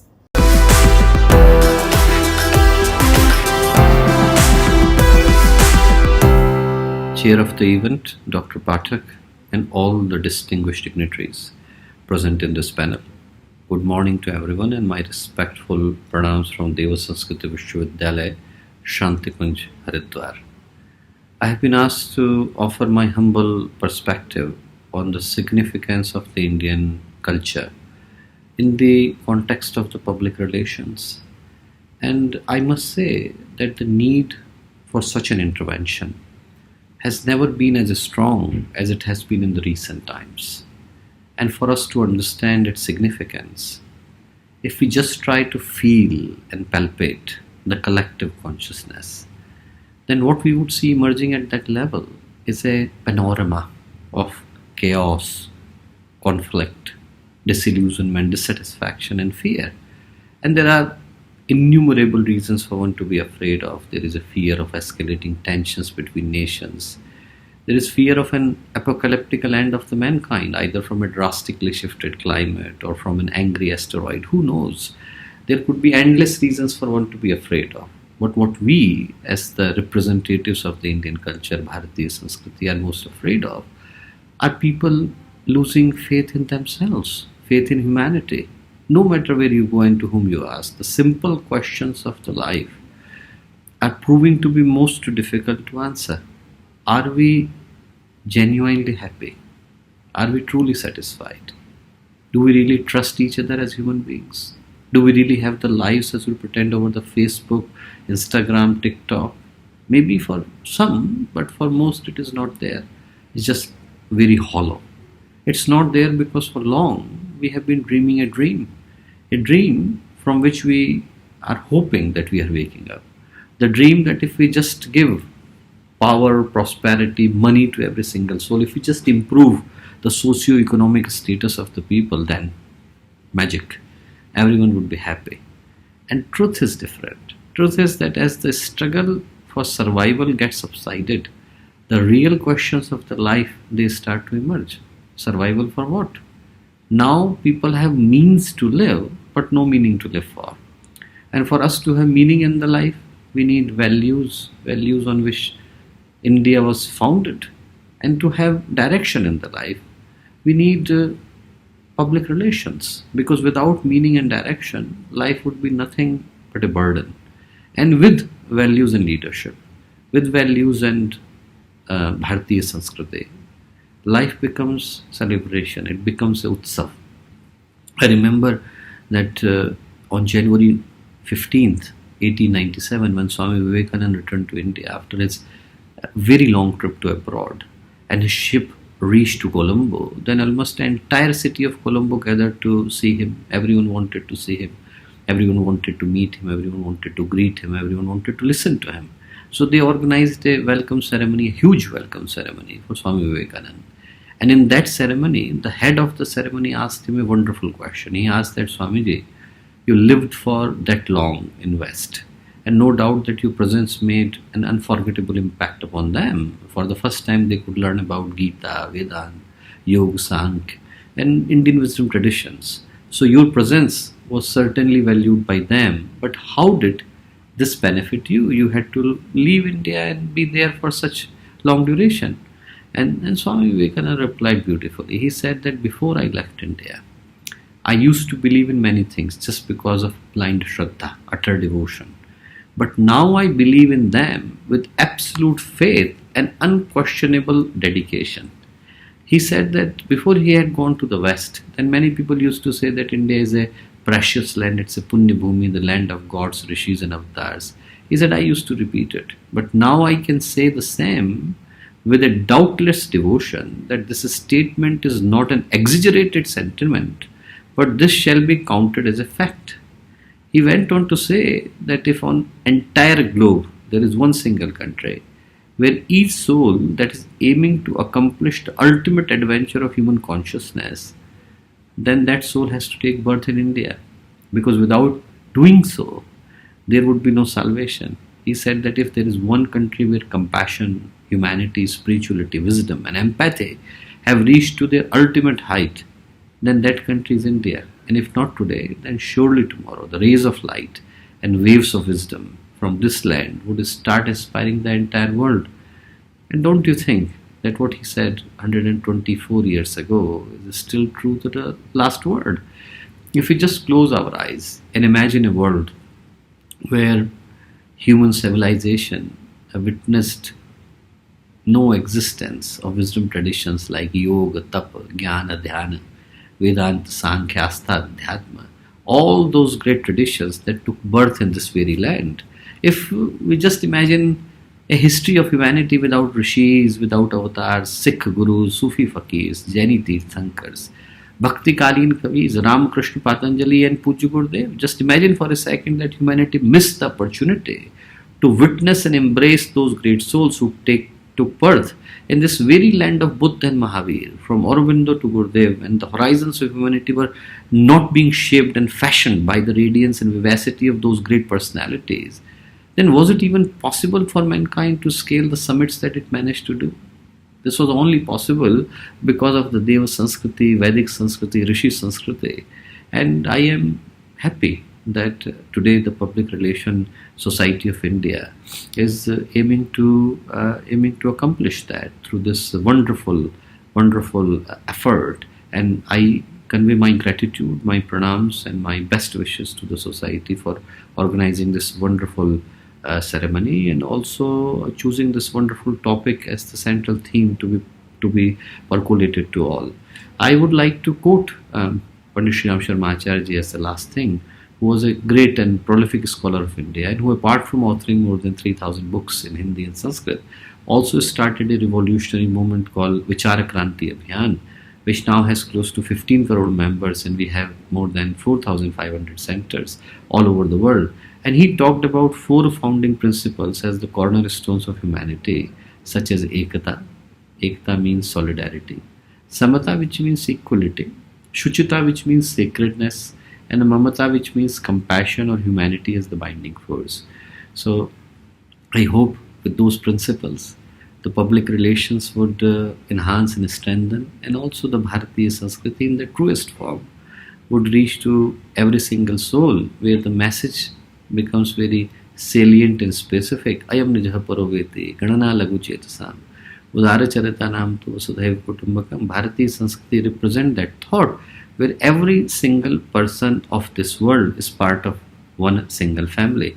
And I remember in 1987 when Gurudev was writing a wonderful book called Parivartan Ke Mahan Kshan, he said that when the current circumstances may look dark and gloomy, but they should not bring fear or despair to us. Rather, we should embrace them like a call of action, because they are the sign that we are born at a very special time, where entire mankind is called to accomplish a completely new level of relation, public relation, a completely new level of collaboration between different nations, races, religions, sectors, society. Because first time in the history, all the people of the world are called to work together as one single family, Vasudhaiva Kutumbakam.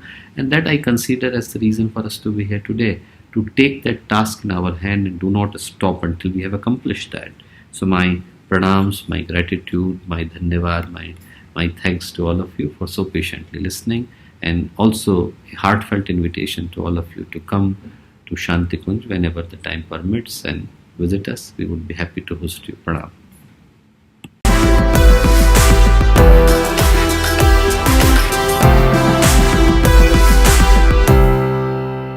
All the participants of this conference are really enlightened with the light of the great thoughts. Dr. Chinmaya Pandya, sir, thank you so much for your graceful presence in the program. I feel honored and privileged now to invite Dr. Ramesh Pokhriyal Nishank, ex-Union Education Minister, ex-Chief Minister of Uttarakhand, who has been a source of strength to PRSI all these years, for his blessings to the conference. The man who gave India the new education policy, Dr. Nishank says that he always wanted to see every young man and woman with a meaningful job opportunity, and the new education policy gave me an opportunity to contribute my bit for the cause. The NEP will empower with options, opportunities and skills to the youth of the country to build new India. India is having the largest population of the youth in the world, and I want to see every youth decorated with good education skills and respect for Indian values and culture. Dr. Nishank also launched the Vijay Bharat Abhiyan for PRSI, and this conference is surely next step to move in that direction. Respected Dr. Ramesh Pokhriyal Nishank.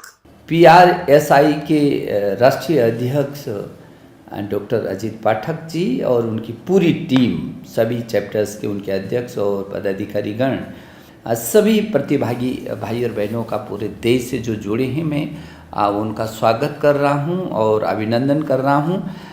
मुझे लगता है कि जनसंपर्क में सामयिकता बहुत महत्वपूर्ण है, और मैंने अपने सार्वजनिक जीवन में हमेशा ये महसूस किया कि ज्ञान और व्यवहार की जो सबसे मजबूत कड़ी है वो जनसंपर्क है। और यदि वो जनसंपर्क, कोई ज्ञान है वो व्यवहार में नहीं उतर पाता है, कोई थीम है उसको क्रियान्वयन नहीं हो सकता है, जो विजन है वो मिशन में तब्दील नहीं हो सकता, तो बेकार हो जाता है। और उसकी जो महत्वपूर्ण कड़ी है वो संवाद है। संवाद के अभाव में बहुत सारी चीज़ें कहीं की कहीं पहुंच जाती हैं, और संवाद की स्थिति में कोई चीज़ें नई चीज़ को भी उत्पन्न करती हैं, देती हैं, माहौल बनाती हैं, नए विज़न को भी जहाँ आपके विज़न को मजबूत करते हैं वहीं नए विज़न की भी संभावना को तलाशती हैं। मुझे डॉक्टर अजीत पाठक को बहुत बधाई देनी है कि मैं पीछे के समय से लगातार उनको देख रहा हूँ, उनकी टीम को देख रहा हूँ। वो हर क्षेत्र में आप लगातार पूरे देश के अंदर इस जनसंपर्क अधिकारियों को जनसंपर्क के माध्यम से अपने चैप्टर्स के विभिन्न देश के विभिन्न क्षेत्रों में विभिन्न गतिविधियों के माध्यम से जन जागरूकता जो फैलाने का यत्न कर रहे हैं, कोशिश कर रहे हैं, वो अपने में अद्भुत है। और इसलिए मैं आपकी पूरी टीम को बधाई और धन्यवाद देना चाहता हूँ। मुझे लगता है कि आपकी विविधता है। जब मैं पीछे के समय में देखता हूँ तो जब मैं उत्तराखंड का मुख्यमंत्री था तब भी आपकी हिमालय जैसी चीज़ों को गतिविधियों पर आपने किया, जो हिमालय पूरी दुनिया का प्रेरणा का स्रोत है। चाहे वो जल है, उसका जो जैव विविधता है, उसका पर्यटन है, उसकी जो संजीवनी बूटियाँ है, शक्ति है।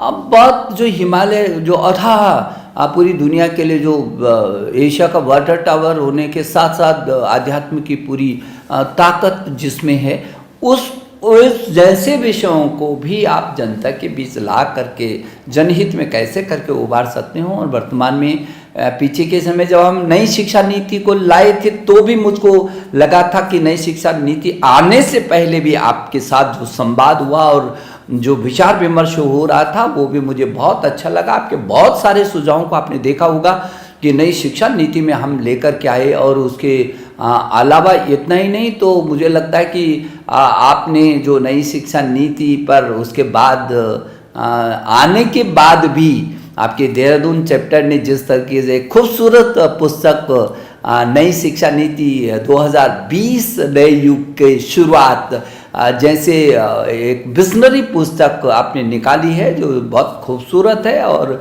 उसमें बहुत सारे लोगों के लेख भी हैं। आपका पूरा विज़न आता है कि नए युग का अभिनंदन करके आपने नई शिक्षा नीति को नए युग के साथ जोड़ा है, जिसको सारा देश ने आज महसूस किया और अब दुनिया भी उसको महसूस कर रही है। तो आपका जो ये सम्मेलन है, जो ये आपका अभियान है, उसको आपने कोविड के समय में किया है और कोविड के समय में जो जन जागरण का आपने अभियान किया है वो भी अभिनंदनीय है। आपकी पूरी टीम ने जिस तरीके से काम किया, बहुत सार्थक काम किया, बहुत अच्छा काम किया। और उस काम को यदि देखा जाए तो वो मानवता के कल्याण के लिए है। वो हमारे को ताकत देता है, हमारे विचारों को, जो भारत का विश्व बंधुत्व का विचार है जिसमें हमने अयम निजा परोवेति गणना लघुचेत साम उदार चरितानम तो वसुधैव कुटुम्बकम, वसुधा को अपना कुटुंब माना है। पूरे देश को एक परिवार के रूप में हम मानते हैं और उस परिवार की चिंता करते हैं, पूरे विश्व को एक परिवार के रूप में मानते हैं। सर्वे भवन्तु सुखिनः सर्वे सन्तु निरामया की कल्पना करते हैं कि नहीं, जब तक एक भी व्यक्ति, एक भी प्राणी दुखी होगा तब तक मैं सुख का एहसास नहीं कर सकता। इस विजन को दुनिया के सामने लेके जाते हैं और उसी विजन को आपने कोविड की महामारी, जब पूरी दुनिया उस संकट से गुजर रही है, ऐसे वक्त में आपके इस जनसंपर्क अभियान ने लोगों को ताकत दी है, साहस दिया है, उसको खड़े रहने का आधार दिया है। जब आपस में चर्चा होती है, संवाद होता है, एक दूसरे को सूचना दूसरे के साथ जुड़ती है, मिलती है, तो फिर एक ऐसा प्लेटफॉर्म बनता है जब आदमी साहस के साथ आगे बढ़ने की कोशिश करता है। और इस बीच मैंने ये महसूस किया कि जब चुनौतियों, हमारे देश के यशस्वी प्रधानमंत्री नरेंद्र मोदी जी हर बार कहते हैं जब बड़ी कठिनाई होती है, चुनौती होती है, तो उसको यदि ताकत के साथ मुकाबला किया जाए तो वही चुनौती अवसरों में तब्दील हो जाती है। और मैंने इस समय देखा है और मैंने बहुत निकटता से उस बात को महसूस किया है जब हमारे IITs के नौजवान, जब प्रधानमंत्री ने ये आह्वान किया था कि नौजवानों, ये देश क्योंकि अभी आगे 25 वर्षों तक यंग इंडिया रहने वाला है, तो ये मेरे युवा भारत ऐसी परिस्थितियों में क्या कर सकते हो, जब उनका यह आह्वान था तो मुझे याद आता है कि हमारे सारे IITs और हमारे विश्वविद्यालय, IISER, NITs, IIM सारे लोग जुट गए थे शोध और अनुसंधान पर। जब लोग अपने घरों में रहे होंगे कैद, ऐसे वक्त पर प्रयोगशालाओं में जाकर के वेंटिलेटर एक से एक बढ़ कर के मजबूत और प्रभावी, चाहे वेंटिलेटर हो, चाहे मास्क हो, और चाहे वो टेस्टिंग किट हो, जिसको अभी बाद में हमने दुनिया के लोगों को भी दिया है। तो बहुत सारे युवाओं ने, शोध छात्रों ने, अध्यापकों ने नए नए शोध और अनुसंधान किए और हमने उसको युक्ति पोर्टल पर डाला कि क्या क्या अनुसंधान इस बीच के हैं, और युक्ति 2 पर भी डाला, जो पूरी देश और दुनिया के लिए एक ऐसा प्लेटफॉर्म तैयार किया जिसमें हमारे जो छात्रों, प्रतिभाशाली छात्रों के, लोगों के, अध्यापकों के, वैज्ञानिकों के जो आइडियाज़ हैं, उन आइडियाज़ को लेकर के देश को आगे बढ़ाने की बात जो प्रधानमंत्री ने आत्मनिर्भर भारत से भी जोड़ी है। ऐसे वक्त पे जब देश, दुनिया पूरी संकट से गुजर रही है, ऐसे समय में आत्मनिर्भर भारत का एक ऐसा सूत्र दिया, मंत्र दिया, जिस पे हर व्यक्ति ने अपने को मजबूत महसूस करके जो जहाँ पर है वो अपने में आत्मनिर्भर भारत के रूप में क्या पहल कर सकता है, वो क्या कर सकता है। नित नए एक व्यक्ति शोध और अनुसंधान करता है, दूसरा उसको क्रियान्वयन करता है, तीसरा उसको क्रियान्वयन के बाद और आगे बढ़ाता है। तो हर चीज़ अपनी आत्मनिर्भर भारत के साथ जोड़ करके जिस तरीके से ये अभियान हुआ, और उसमें जो जागरूकता समय समय पर आपने की, सबका समन्वय, जनसंपर्क करके एक दूसरे को जोड़ना, संवाद स्थापित करना और संवाद से उसको आगे बढ़ा करके एक नई सृजन की बिंदुओं को आगे लाना, मैं ये समझता हूँ ये अपने आप में बहुत ही महत्वपूर्ण है। आत्मनिर्भर भारत, देश के प्रधानमंत्री ने कहा है कि हम $5 ट्रिलियन की आर्थिक को इस देश में चाहते हैं और उस तरफ हम बहुत तेज़ी से चल रहे हैं। ये देश जो 21वीं सदी का जो भारत है वो स्वर्णिम भारत हो, ऐसा भारत जो सुंदर भारत हो, स्वच्छ भारत हो, स्वस्थ भारत हो, समृद्ध भारत हो, सशक्त भारत हो, श्रेष्ठ भारत हो, एक भारत हो, ऐसा भारत, उस नए भारत के निर्माण के लिए हमारी नई शिक्षा नीति आई है। ये जो नई शिक्षा नीति बहुत खूबसूरत के साथ आई है। ये 3 वर्ष के से जो बच्चे के अंदर संस्कार और उसकी प्रतिभा को और उसकी मस्तिष्क को विकास की दिशा में जिस तरीके से बहुत नीचे स्तर पर बहुत अकलुषितता और संवेदनशीलता को जोड़ते हुए उसको आगे बढ़ाने की कोशिश की, वहीं स्कूल की 6वीं से वोकेशनल ट्रेनिंग देना, उसके व्यावसायिक ट्रेनिंग देना, वो भी इंटर्नशिप के साथ आगे शुरू करना, और वो भी दुनिया का पहला देश होगा जो आर्टिफिशियल इंटेलिजेंस की बात करेगा, वो भी स्कूली शिक्षा से। तो बहुत खूबसूरत तरीके से ये शिक्षा नीति और मूल्यांकन करने का भी है नहीं, ये रिपोर्ट कार्ड नहीं बनेगा, प्रोग्रेस कार्ड बनेगा। 360 डिग्री होलिस्टिक उसका मूल्यांकन होगा, उसका साथी भी करेगा, उसका परिवार भी करेगा, अध्यापक भी करेगा और स्वयं भी करेगा। तो नए अभियान के साथ चाहे उच्च शिक्षा में बहुविषय जो विषय चाहिए आप ले सकते हैं, किसी प्रकार पूरा मैदान खाली है, किसी भी प्रकार की कोई बाधा नहीं है, और जिस विषय को आप लेना चाहते हैं और जब चाहे आप छोड़ना चाहते हैं, जब चाहे आप आना चाहते हैं, आपका क्रेडिट बैंक जो है बिल्कुल वो आपका जमा रहेगा और आपका कोई 1 साल भी खराब नहीं होगा।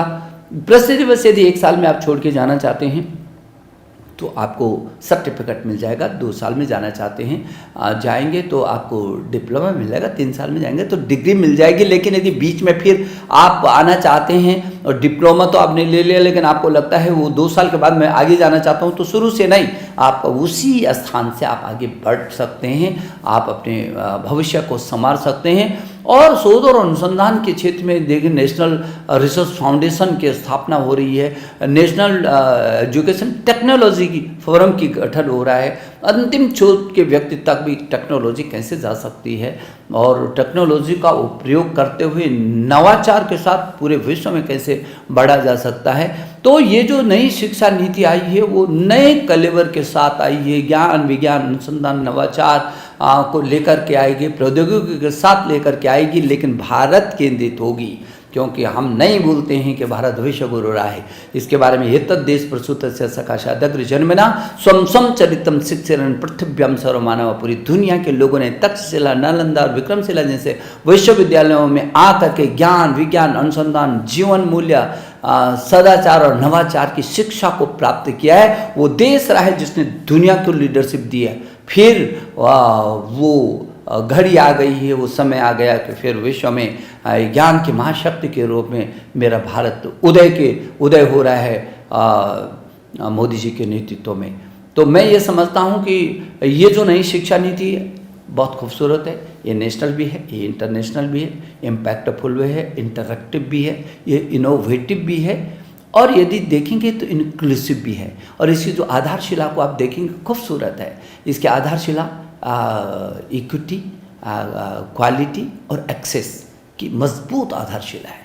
अंतिम छोर तक के व्यक्ति को शिखर तक ले जाने की, अंतर्राष्ट्रीय करण तक जाने की इसमें सामर्थ्य है। और इसलिए शोध और अनुसंधान में हम इस पार के तहत पूरी दुनिया के 128 शीर्ष विश्वविद्यालयों के साथ अनुसंधान कर रहे हैं। हम स्टार्स के साथ वैज्ञानिक क्षेत्र में कर रहे हैं, इम्प्रिंट है, इम्प्रेस है, हम स्ट्राइड है, शोध और अनुसंधान के क्षेत्र में और पेटेंट के क्षेत्र में भी हम लंबी छलांग मार रहे हैं। हमने ये कोशिश की है, और अब तो इस देश का युवा ये पैकेज की दौड़ में नहीं जाकर पेटेंट की दौड़ और होड़ में लगेगा।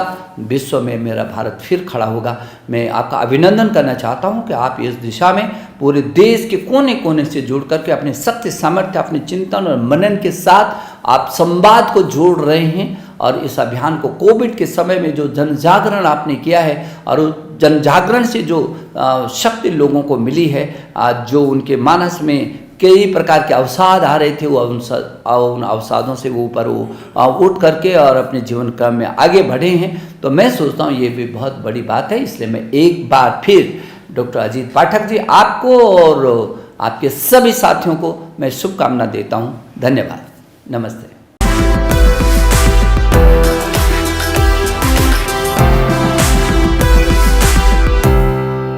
I would now request Shri Y. Babji, General Secretary, PRSI and editor of PR Voice, to propose vote of thanks. Dear participants, good evening. We profoundly thank the distinguished guests and speakers for their views at the 43rd edition of All India PR Conference on the theme Role of Effective Public Relations in Shaping Up New India through Innovation, Creativity, and Make in India efforts. In these 3 days, we listened to the guests and speakers with interest. As the presentations and speeches were very informative, I'm sure we gained a lot of knowledge. In session 1 yesterday, devoted to skill development and innovation, Mr. Jaikant Singh, ex-head, National Skill Development Corporation, New Delhi, talked on how skill development will decide fortune of the country. Dr. Amrita Chakrabarti, Assistant Professor, Mass Communication, Pandit Deen Dayal Energy University, Gandhinagar, made a presentation on PR activities by Government of India and the Digital India initiatives. Mr. Gagan Chaturvedi, Deputy Director General, Ordnance Factory, Kolkata, spoke on the need for innovation and creativity in public relations. Mr. Bansal, Chairman, New Delhi Institute of Management, explained skill development efforts in Japan and the experience of NDIM. In session 2, meant for discussing about public relations forums, Mr. Bhaskar Majumdar, Head Corporate Affairs, Communication and Digitals, Aegis India Consulting Engineers Private Limited, Gurgaon, made a presentation on challenges and opportunities for PR consultancies in post-COVID era. Mr. Asim Sood, CEO, Impact Research and Measurement Private Limited, spoke on communicating the value of PR and as to what every PRO should know. Mr. Satyen Bhatt, MD, Prism Public Relations, Chennai, also Chairman of Chennai chapter of PRSI, shared his thoughts on skills and investing in technology for survival of PR agencies. In session 3, meant for knowing about media scenario, Dr. Amit Chawla, Professor, Amity School of Communication, Gurgaon, elaborately spoke on opportunities in media industry post-COVID-19 pandemic. Mr. Shekhar Kumar Ghosh, ex-chief photographer of India Today, New Delhi, explained how product photography, corporate profile photography will help realizing a dream. Dr. Jaya Srivastava, Assistant Professor, APJ Institute of Mass Communication and also Joint Secretary of Delhi Chapter of PRSI, talked on crisis communication and how to navigate a crisis effectively. Today, in the forenoon, at session 4 meant for Youth Forum, Dr. Sharmila KL, Associate Professor, Communication Management, Adamas University, Kolkata, emphasized on advertising next. Ms. Neha Deepak Chowdhury, Manager Corporate Communications, IOCL Corporate Office, New Delhi, made a presentation on the topic Paradigm Shift in Communication Strategy and New Age Communication. Mr. Amit Chaturvedi, Editor, Hindustan Times Digital Streams, spoke on journalism post-pandemic.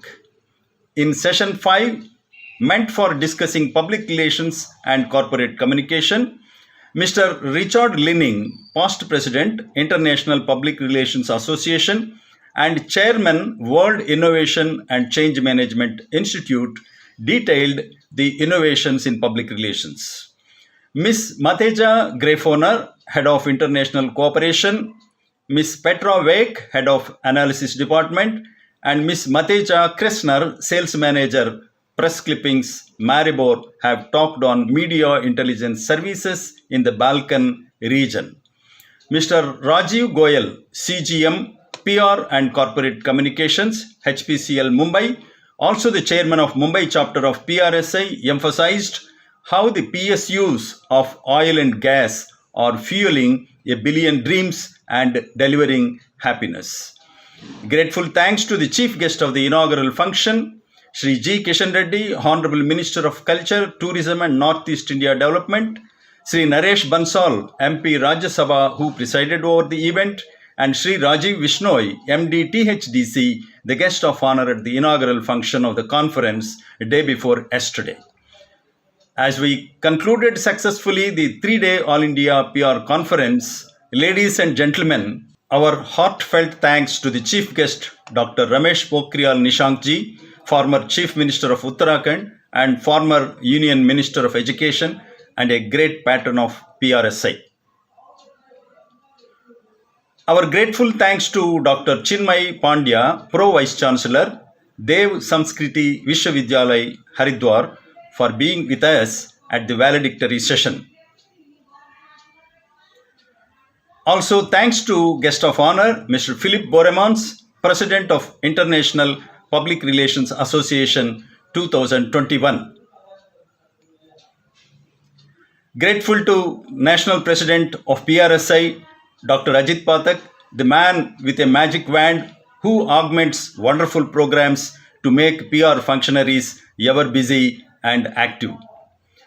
Thanks to my colleagues Shri Dilip Chauhan, Secretary Treasurer, and National Vice Presidents of North, East, West and South in that order, Shri Narendra Mehta, Srimati Anu Majumdar, Shri Unmesh Dikshit and Shri U.S. Sharma, also the chairpersons of chapters, members of National Council and of the chapters. Vote of thanks would be incomplete if we do not acknowledge the service of Dr. Tanu Dang, Assistant Professor, Department of Journalism and Mass Communication, Khaja Moinuddin Chishti, Language University, Lucknow, who anchored the inaugural session, and Miss Aparajita Nair for that invocation song. Thanks also to Srimati Sheetal Sharma, Secretary of Delhi Chapter of PRSI, who presented the speakers of all the sessions and also the valedictory session. All is well that ends well. To sum up, this conference has created a library of information from where practitioners, academicians, and students can retrieve PR knowledge. Ladies and gentlemen, thank you everyone for being with us. All the best. Jai Hind. We are grateful to all our dignitaries, thousands of PR practitioners in India and abroad. I also express gratitude towards the speakers who have addressed the conference. Thank you so very much.